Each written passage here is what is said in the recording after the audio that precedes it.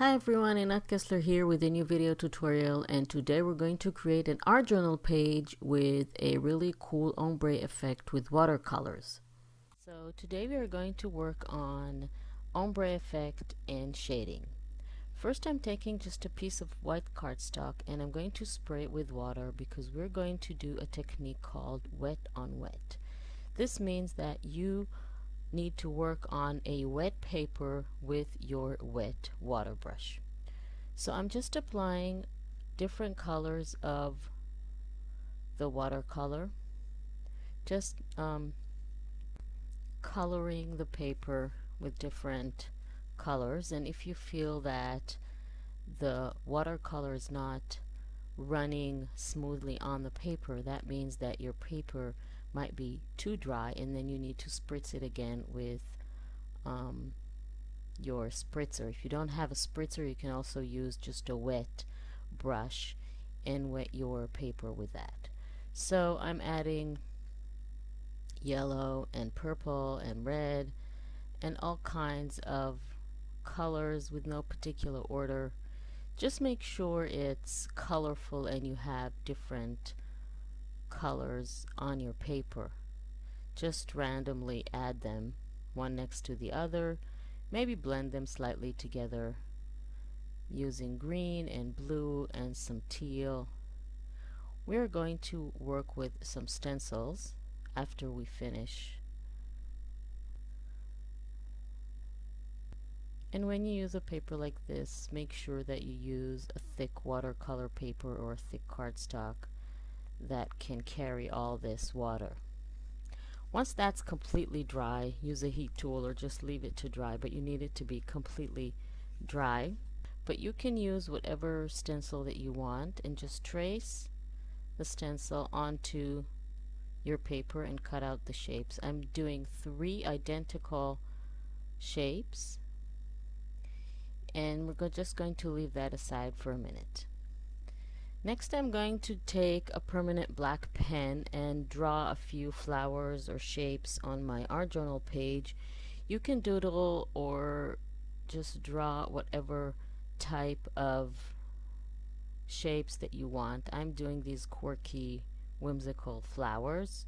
You can also use a stamp with permanent ink, of course, because we don't want the watercolors that we're going to apply later to smear or smudge the pattern that you have. And I'm just leaving a space. You can see here on the page, that is where the stencils are going to go. So once I have that ready, I can go ahead and start coloring the background. So basically what I'm going to do is simply fill the entire background with more or less the same color palette, which are going to be yellows and light oranges. So later I can color the flowers with other contrasting colors like blues and greens and purples, and then I have a really nice contrast between the background and the flowers. So simply apply your watercolor like we did before in our previous lessons and blend the colors together just like that. Work carefully around the shapes that you stamped or drawn.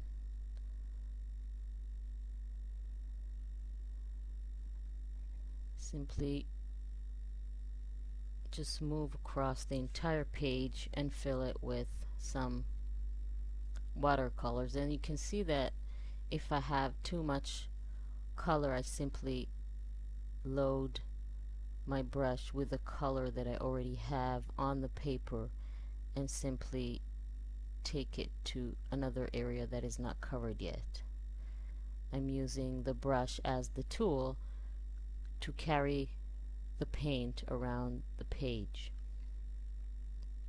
And since it's all very watery and very fluid, there is no problem doing that with the brush. So you can see that the background is going to be with the same color palette, and you can see that now I have a lot of orange and it's very bold.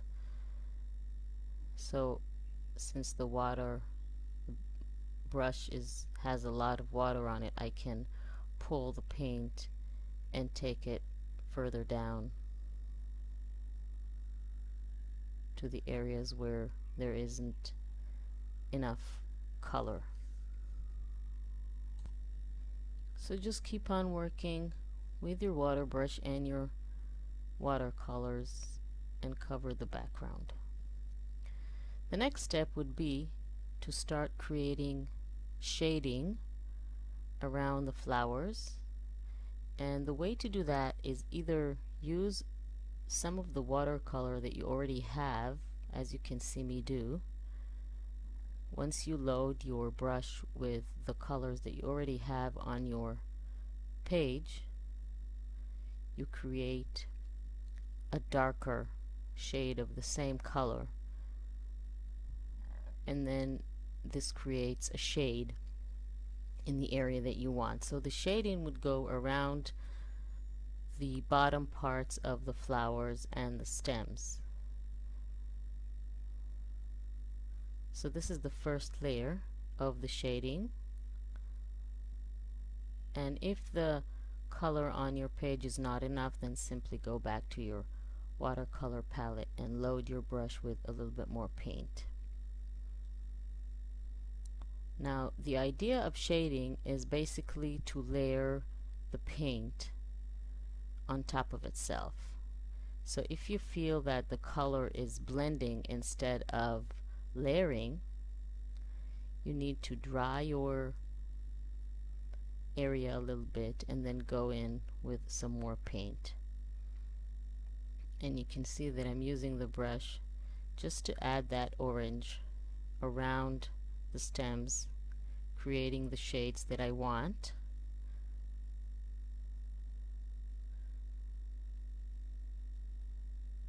Just work very, very carefully with the tip of your brush. And as you can see, we have shades there. Now I'm drying the page, and now I want to glue my 3 stenciled shapes. And again, if you don't have that specific stencil, you can use whatever stencil or other shape that you want. It could be hearts, it can be trees or flowers or circles, whatever you have in your stash. And I'm just adding them to my paper. I'm going to trim the edges now.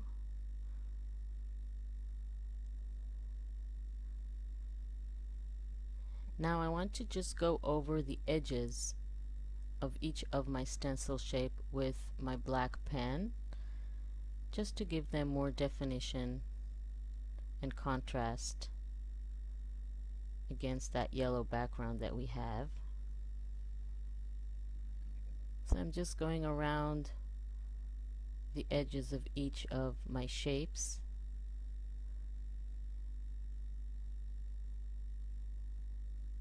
That's looking good. The next step is to start coloring the flowers and creating the ombre effect. Ombre effect is basically building a gradual effect with the paint that you have from light to dark. So what I'm doing is, first I'm coloring the flowers with the watercolor that I've chosen. This flower is going to be with greens, and once I have that ready, I'm going in with a darker shade of green and just going around the edges of the flower, sort of to create a darker part. And then once that's applied, you can see here I'm cleaning my brush and I'm mixing the darker color with the lighter color to create that gradual effect. Always have your paper towel handy so you can wipe off any excess paint from your water brush.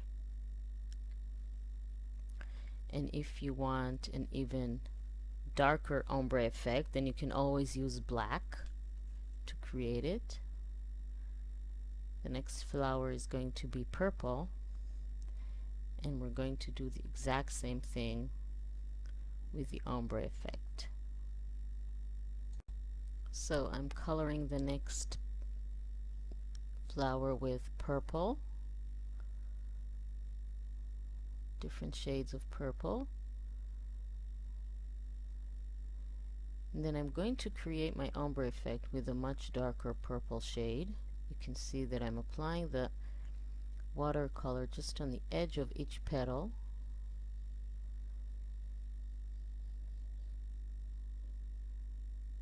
And then the next step is to blend the two colors together to create that gradual effect on the petal. And it looks really nice. It gives it much more dimension and much more perspective and depth. For the next flower, I'm just going to cover it with a little bit of red because there are little circles in it. For the next flower, I'm going to color it with red and do an ombre effect with white watercolor. Instead of a darker shade, we're going to create a lighter shade of ombre. And for that I need to really clean my brush because I want the white color to be as white as possible and not mix with another color. So I'm just adding the white on the edge and then blend the red and the white together, so we have sort of a gradual effect of white, pink, and red. I'm just adding little dots of red on the previous flower.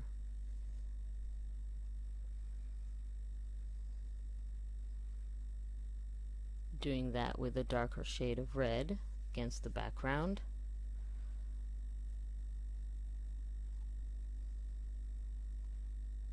Then adding just a little tiny bit of an even darker red to create the ombre effect. And again, like I said before, if you see that the blending does not create that gradual effect but just blends, that means that your surface is too wet and you need to dry it a little bit like I did, and then go back and blend the colors together to create your effect. The large flower is also going to be green, so I'm coloring the petals first. Different shades of green around the petals.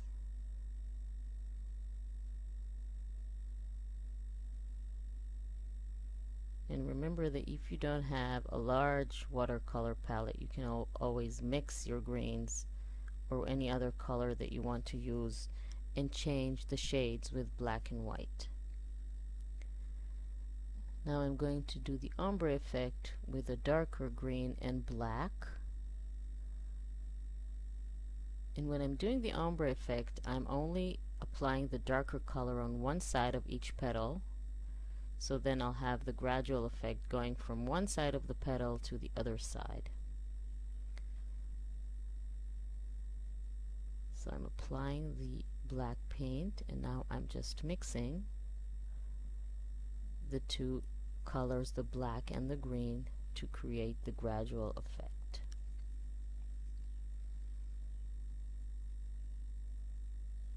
Clean your brush whenever you need to make sure your effect turns out really cool. So this is how it looks. And I'm going to continue with the other flowers in the same technique and creating the ombre gradual effect with, again, with black here.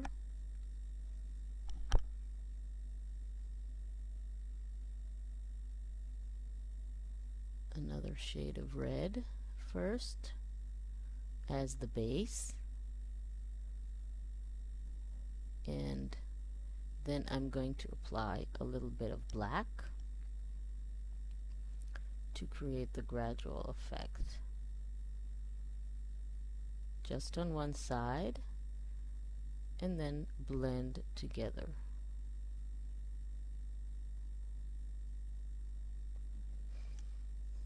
I really like this effect. It gives it a lot more interest and a lot more depth.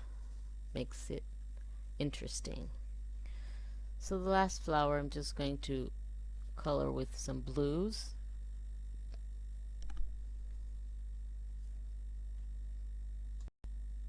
Just going to speed it up a little bit because I think you already got the idea. Just color around. And you don't need to do an ombre or gradual effect on every flower. Just wanted to show you how it looks with different colors. I'm going to add a little bit of green down here on the page. It will look like a little field of flowers.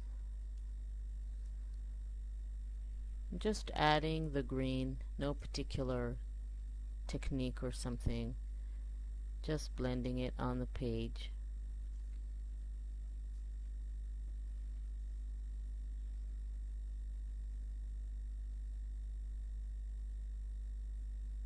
And then the next step would be to start shading the images, the 3 images that we added with the stencils. So I'm starting with a light shade of green because I want to layer the shading. So I'm starting with a lighter shade of green around the left side of my first image and blending it into the background.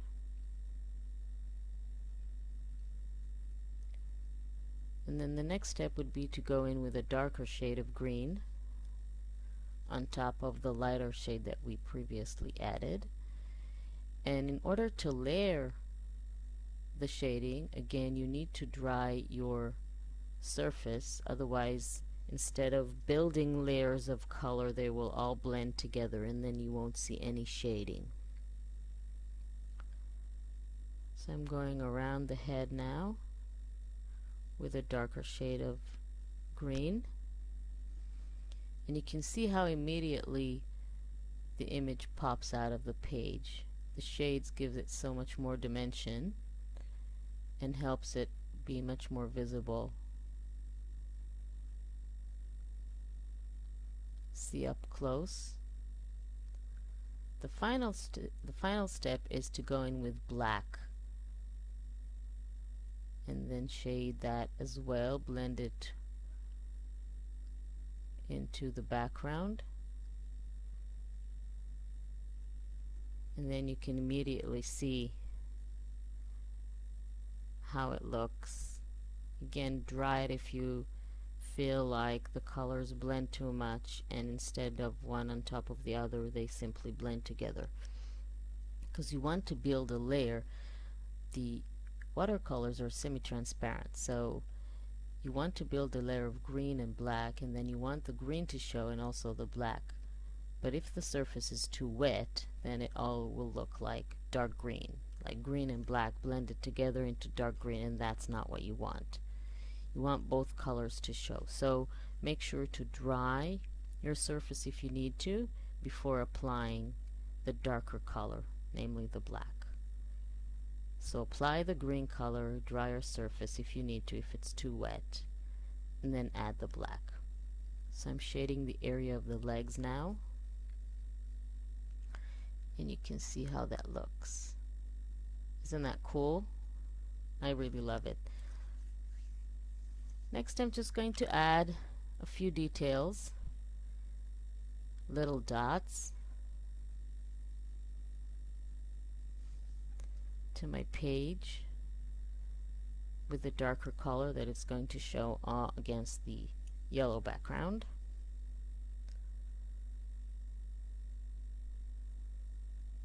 And then finally I'm going to add my quote, "Be true to yourself," and add a few more details with my black pen. I like to write some things on the stems. Looks really cool. After all, it is an art journal, so let's add some journaling. You don't have to add them on the stems. You can just add them around the flowers or not add the text at all. Depends on you. I'm just going to add a little bit of circles to complete my page. A little bit more details. You can leave the page as it is. You don't have to add those details if you don't want to. So I really hope you like this tutorial. Thank you very much for joining me. Please don't forget to subscribe to my channel and click on the little bell icon to be notified when I upload a new video, so you won't miss anything and you'll be able to follow all the tutorials and make all the projects. Also, please check out my channel membership. Click the join button to join us for exclusive content.